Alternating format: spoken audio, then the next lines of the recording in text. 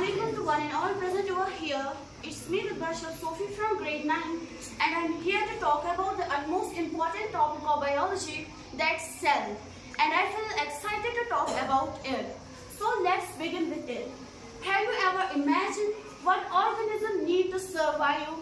Let food, water, clothes, and shelter be aside. क्या आपने कभी सोचा है कि एक ऑर्गेनिज्म किस चीज पे जिंदा रहता है अगर हम खाने, पीने, कपड़े और रहने की जगह के बगैर रहेंगे? Yes, obviously, it is cell. It is cell, which is basic and the structural unit of life. That means cell is the building block of our life. Have you ever imagined that a constructor constructing a house without bricks? एक constructor है, वो building बना रहा है मगर उसके पास कोई brick नहीं है. Is it possible? No, not at all. He cannot construct it. It's same with the cell. Cell is the basic and the structural unit of life. It makes the body of an organism. Have you ever heard about levels of organization?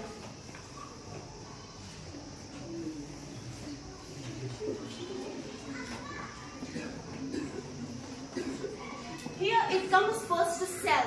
It is the cell which makes tissue, then organ, then organ system, organism, population, community. That means it is basic. First it is cell which makes whole body of an organism. Now let's discuss about cell discovery. First non-living cell or dead cell was discovered by Robert Hooke in 1665. Later on, Anthony Hooke discovered living cell.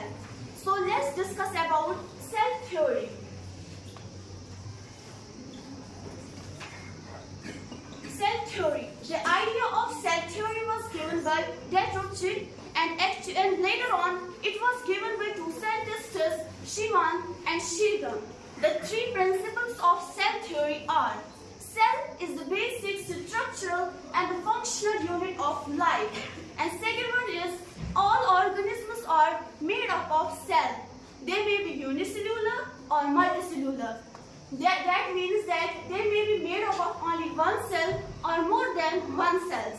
And the last principle of cell theory is unicellularly cellular. That means the new cells arise from pre-existing ones. Actually, the last principle was later added by Rudolf Virchow. There are many components of cell. That means cell is, firstly it is divided into cell covering and protoplasm.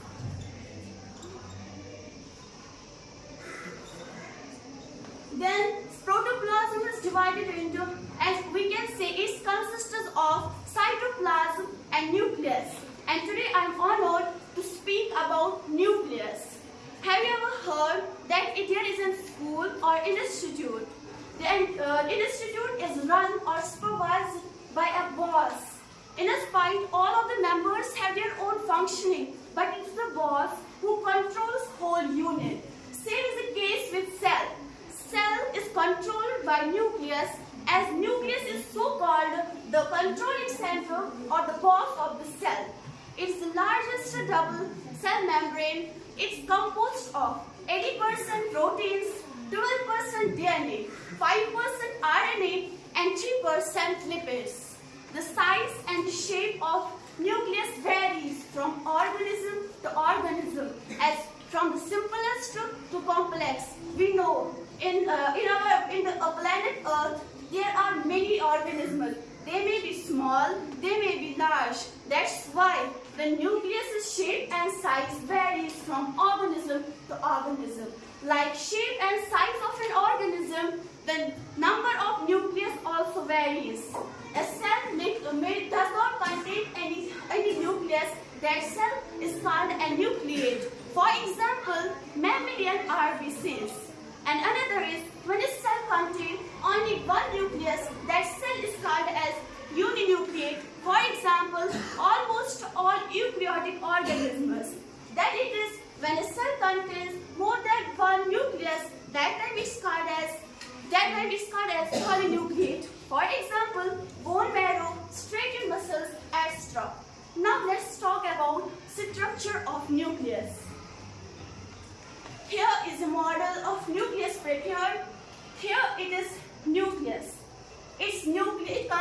of nuclear envelope, then its nucleoplasm, then its chromatin material, and at last it is nucleolus. Firstly, let's talk about nuclear envelope. Nuclear envelope consists of two layers, outer layer and inner layer.